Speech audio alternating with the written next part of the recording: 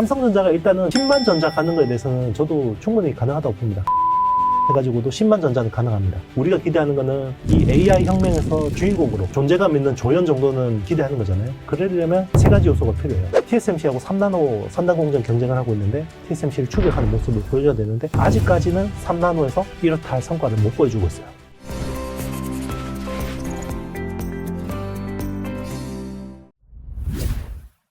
삼성전자는 주가 12만 원 리포트도 이제 뭐 외국 IB 증권사부터 한국에 있는 증권사들까지 12만 원 리포트들이 나오고 있고 그저께 이제 8만 원을 돌파하면서 반응이 오고 시작하는데 이게 삼성전자 12만 원 자체가 가능한 얘기인지 왜냐면 뭐 삼성전자 많이 나오거든요. HBM을 12단으로 쌓겠다 뭐 이거는 SK 하이닉스랑 다르다 뭐 근데 이게 무슨 얘기인지 잘 모르시는 분이 많거든요. 어떻게 보세요? 실제로 그 뉴스 보도상의 내용하고 실제로 되는 건 좀 차이가 있습니다. 간극이 있습니다. 일단은 삼성전자가 개발했다라는 뉴스들이 대부분이고요. 지금 HBM3 12단을 개발한 건 맞아요. 근데 개발하는 거하고 양산하는 건 다르죠. 양산은 굉장히 많은 물량을 안정적으로 생산할 수 있어야 되는데 거기에 대해서는 아직까지 검증이 안 됐다고 볼 수 있고요. 그게 이제 하반기부터는 이제 뭔가 윤곽이 나오겠죠. 근데 이제 삼성 같은 경우는 작년 9월에도 양산하겠다고 했다가 안 된 케이스죠. 지금 벌써 6개월이 지났는데도 제대로 양산이 안 되고 있는 측면들이 있고요. 그만큼 HBM 제조가 어렵습니다. 근데 SK 하이닉스가 지금 HBM3라는 지금 현재 주력 제품을 생산 수율이 70%가 안 되는 걸로 파악이 돼요. 보통 제조업에서 70% 안 된다는 건 말이 안 되잖아요. 근데 그 정도 생산했는데도요. 이익이 절반이 남아요. 한 5조 팔면 2조 5천억이 남습니다. 70% 수율 가지고도. 그리고 연간 공급 계약이죠. 그러니까 수율이 높아지면 이게 다 이익으로 잡히는 거거든요. 그만큼 어려운 거예요. 근데 삼성전자는 그거를 이제 뭔가 자기들이 해냈다는 걸 보여줘야 되고요. 그리고 삼성전자 같은 경우는 2019년에 HBM 팀을 해체했었습니다. 거의 3, 4년 동안 연구개발을 못한 거죠. 그거에 대한 효과들이 지금 나타나고 있는 건데 열심히 지금 팀을 리빌딩하고 인력 배치하고 하고 있지만 물리적인 시간이 필요할 거라고 보고 있는 거고 그게 그래서 올해 하반기 연말에는 뭔가 이제 보여줘야 되는 거죠. 삼성전자가 일단은 10만 전자 가는 거에 대해서는 저도 충분히 가능하다고 봅니다. 그거는 기존의 범용 반도체. 요즘에는 레거시라고 해버리더라고요. 그러니까 레거시 범용 반도체 가지고도 10만 전자는 가능합니다. 근데 우리가 기대하는 거는 이 AI 혁명에서 주인공으로 존재감 있는 조연 정도는 기대하는 거잖아요. 그러려면 세 가지 요소가 필요해요. 일단은 HBM 무조건 해야 되고요. 그리고 지금 TSMC 코어스라고 하는 2.5D 패키징이 공급 부족의 원인이라고 했잖아요. 그거를 삼성도 가지고 있어요, 기술. iCube라는 기술이 있는데, 그걸 가지고 코어스 이원화를 했는 게 두 번째. 그리고 세 번째는 TSMC하고 3나노 선단 공정 경쟁을 하고 있는데, 거기서 또 뭔가, TSMC를 추격하는 모습을 보여줘야 되는데, 아직까지는 3나노에서 이렇다 할 성과를 못 보여주고 있어요. 그렇구나. 이제 뭐 삼성전자 주가 12만 원이 단기에 올 수 있는 구조는 아닐 수 있다라는 이제 생각이시고, 실제로 이제 12단을 개발했다. HBM 개발했다. 개발이지 양산과 좀 다른 얘기니까요. 이제 작년 말부터 올해까지는 이제 반도체 후공정 기업들이 사실은 HBM과 엮여가지고 막 주가가 폭등했고, 뭐 증시장이 안 좋을 때 한미반도체 혼자 막 이렇게 버텨주면서 뭔가 이렇게 증시를 끌고 간 느낌이 있는데, 앞으로도 후공정 기업 말씀하신 HBM 때문에 후공정 기업이 이 사이클에서는 계속 주도하게 될까요? 아니면 반도체 사이클로 보면 전공정 기업도 이제 다시 한번 기회가 올 것이라고 봐야 될까요? 일단 펀더멘털로 보면 후공정 기업들이 계속 좋습니다. 근데 이제 제가 업황 사이클하고 주가 사이클은 좀 다르게 봐야 된다고 했잖아요. 그래서 이제 엔비디아 주도의 엔비디아와 엔비디아 친구들에 대한 시장에서 좀 피로감이 좀 있는 것 같습니다. 그래서 이제 점점 호재에는 둔감해지고 악재에는 좀 민감해지는 이제 그런 모습들이 조금씩 나타나고 있는데 그게 이제 결정적으로 우리가 확인할 수 있는 게 이제 엔비디아 이번 22일 날 실적 발표 때 이제 그런 것들에 대한 시장의 온도를 정확하게 체크를 하셔야 될 것 같고요. 그리고 이제 전공정 같은 경우는 수요는 굉장히 불확실합니다. 왜냐면 여전히 감산 중이에요. 예. D램도 감산하면서 가격이 올라간 거지 수요가 뭔가 그 스마트폰이나 PC나 이런 쪽에서 확실한 수요가 있는 건 아닙니다. 작년보다는 좋아요. 수요가 뭔가 증가하고 있는데 우리가 기대했던 것만큼 그렇게 기저효과가 세지도 않아요. 이제 이게 문제인 거죠. 그래서 일단 주가적으로 봤을 때는 전공정 쪽에서 뭔가 반등은 충분히 나올 수 있어요. 나올 수 있고 한데 그게 얼마나 지속될 건지는 수요 증가에 대한 확실한 요게 있어야 되는데 여기 또 이제 내구 소비재인 PC하고 스마트폰에서 이게 온디바이스 AI가 또 엮여 있어요. 그러니까 AI 때문에 내가 안 바꾸던 스마트폰이나 PC를 바꿔야 되느냐. 그거에 대한 게 하반기에 나오는 거죠. 만약에 AI 때문에 내가 PC하고 스마트폰을 바꿔야 된다. 라고 보면 이거는 레거시 반도체 쪽에도 엄청나게 큰 임팩트가 있습니다. 종목 좀 얘기를 나눠보고 싶어요. 이제 업황이랑 주가는 다르다 이 얘기를 계속 해주셨는데 이 섹터에서는 많이 오른 종목과 오르지 않은 종목들이 조금 있는 것 같거든요. 그래서 많이 오른 종목은 아까 말씀드린 HBM 관련 종목들일 텐데 후공정 기업들 이게 뭐 한번 구분을 필요할 것 같고 종목명으로 아니면 이 기업들로 한번 구분을 해주시고 이게 그러면 어느 쪽에 조금 더 비중을 둬서 투자를 고민해보는 게 나을까요? 일단 이제 상승 사이클의 어떤 패턴들이 있어요. 전형적으로 상승 사이클 초입에는 장비주들이 제일 세게 튀어요. 그래서 뭐 작년에 한미반도체가 최근까지 많이 오른 것도 이제 그런 맥락이라고 볼 수 있고요.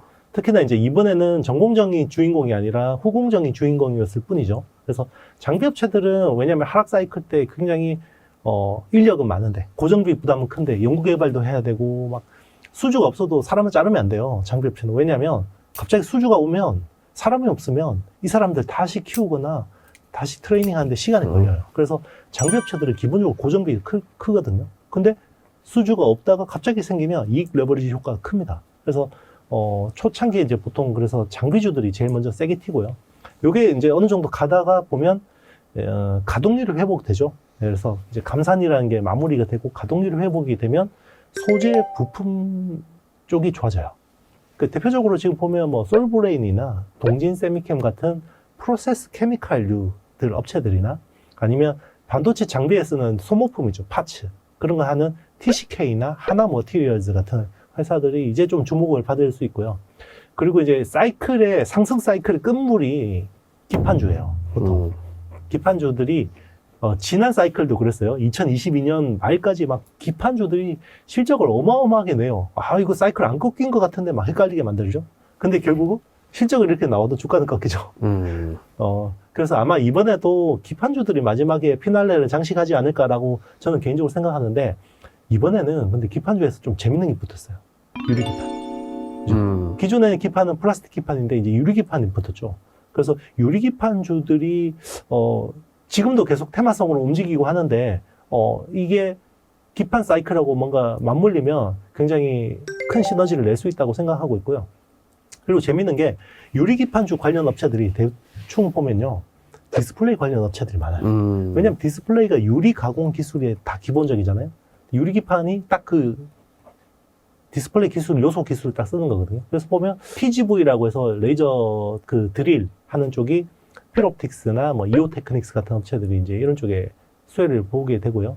그리고 이제 이런 쪽에 막 그 구멍을 뚫고 불산을 뿌려서 이걸 막 얇게 갈아줘야 돼요. 왜냐하면 유리기판 두께가 두꺼우면 안 되잖아요. 그래서 그런 것들을 하는 게 이제 캠트로닉스나 뭐 JNTC 뭐 그런 회사들도 이제 하겠다라고 이야기했고요. 그리고 이제 비아 홀을 레이저를 구멍을 뚫으면 구리 가지고 채워야겠죠. 이걸 액체 도금으로 해야 됩니다. 그러면 YMT라는 회사가 이런 쪽에서 액체 도금 쪽으로 할 수 있고요. 검사 장비 쪽은 이제 기존의 HB 테크놀로지라는 회사가 디스플레이 검사 쪽도 잘하는데 이런 쪽도 이제 앱솔릭스나 이런 쪽에 이제 굉장히 많이 인발부가 돼 있고요. 그리고 뭐 기가비스 같은 기존의 기판 검사 업체인데 이 회사는 미세 선폭 쪽으로 굉장히 특화가 돼 있어요. 그러면 유리기판이 기존 플라스틱 기판보다 그 피치가 훨씬 좁아지거든요. 그러면 검사가 훨씬 난이도가 높아집니다. 그런 쪽에서 이제 기가비스 같은 업체들도 수혜를 볼 수가 있고요. 그리고 전공정 쪽에 세정 장비를 주로 하다가 최근에 이제 어드밴스드 패키징 쪽으로 이런 쪽으로 많이 확장하고 있는 회사가 있는데 그게 이제 제우스. 제우스가 이제 HBM이나 어드밴스드 패키징 관련된 세정 장비 쪽을 하면서 이제 그런 쪽으로도 최근에 수혜를 보고 있죠. 이제 뭐 장비주, 소재 부품주, 기판주 이 순서로 사이클이 이루어질 가능성이 큰데 네네.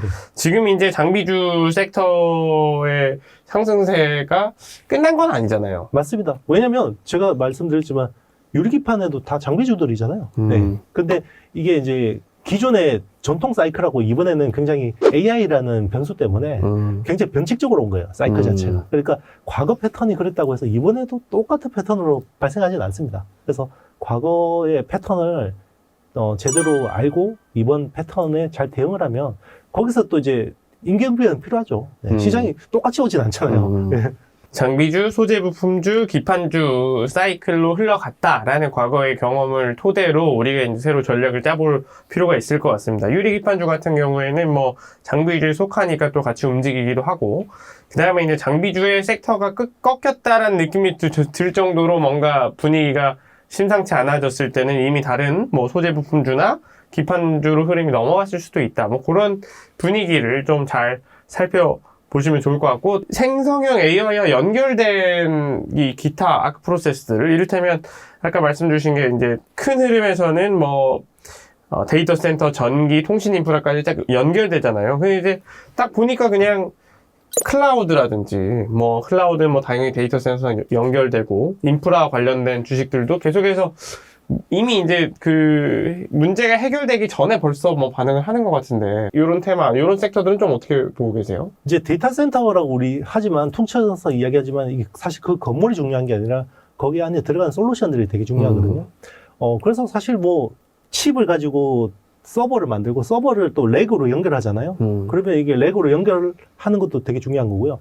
그래서 사실 칩하고 칩 간의 커뮤니케이션도 되게 중요하고요. 그리고 서버와 서버 간의 커뮤니케이션도 되게 중요합니다. 우리가 엔비디아 칩을 이야기하면 엔비디아의 뭐 그 반도체 성능과 쿠다라는 소프트웨어 생태계도 되게 중요하지만 서버를 병렬로 연결하는 기술이 되게 좋아요. 그게 엔보이 링크라는 기술이거든요. 그게 사실 예전에 멜라녹스라는 회사의 그 인피니밴드 기술을 인수합병을 통해서 멀즈를 한 거거든요. 그게 굉장히 뛰어납니다. 근데 이제 최근에 그러면 그 인피니밴드는 사실 엔비디아가 자기들이 인수합병을 통해서 독식해버렸거든요. 그래서 그러면 그 전에 구형 기술은 이더넷이라는 기술이 있는데 그 이더넷 기반 기술을 하는 게 지금 알스타 네트워크스라는 회사가 이제 그런 쪽에 이제 스위치라든지 라우터 같은 것들을 하는 거거든요. 그리고 이제 이걸 또 그 주문형 칩으로 또 하면 뭐 브로드컴이나 이런 회사들이 또 백업을 해줘야 되는 거고요. 통신 쪽에는. 그러니까 이게 디테일하게 들어가 보면요. 이게 저는 그냥 단순히 가속기, 데이터 센터, 뭐 전기 이렇게 이야기하지만 디테일하게 들어가면 투자할 수 있는 기회들이 되게 많습니다. 그래서 그런 것들을 좀 디테일하게 공부해 보면 좋을 것 같고, 그리고 데이터 센터 같은 경우도 이 GPU라는 것 자체가 열이 엄청나게 나잖아요. 그러니까 사실 그래서 방열이라는 게 되게 중요해요. 사실 삼성이 엔비디아 쪽에 HBM 납품을 늦게 들어가는 이유 중에 하나가 방열 성능을 못 잡아서 그런 부분도 있거든요. 그러니까 SK 하이닉스가 하는 기술 대비해서 방열 성능이 좀 떨어져요. 삼성이 하는 기술이. 대신에 이제 고단화해서 용량을 늘리는 데 좀 유리한 측면들이 있다고 볼 수 있는데, 이것도 이제 좀 더 디테일하게 들어가 보면 거기서 또 이제 그 차이가 있는데, 그 데이터 센터에서 전기를 적게 쓰는 게 되게 중요할 거 아니에요? 왜냐하면 데이터 센터가 AI 데이터 센터가 되면 전기를 많이 먹잖아요.